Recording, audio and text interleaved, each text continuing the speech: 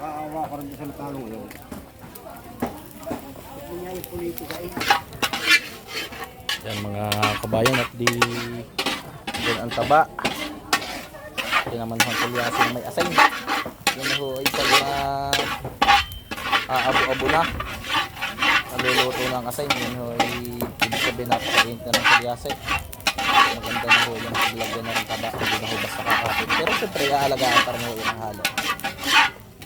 Katraw ng asay. Pwede nang hulugan nyo ng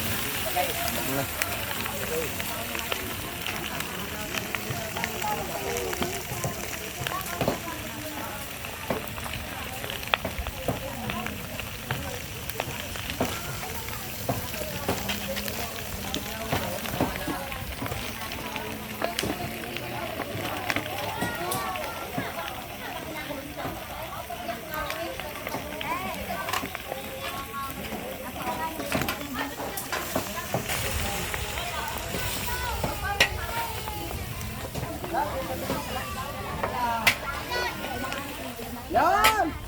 Taga. Ha?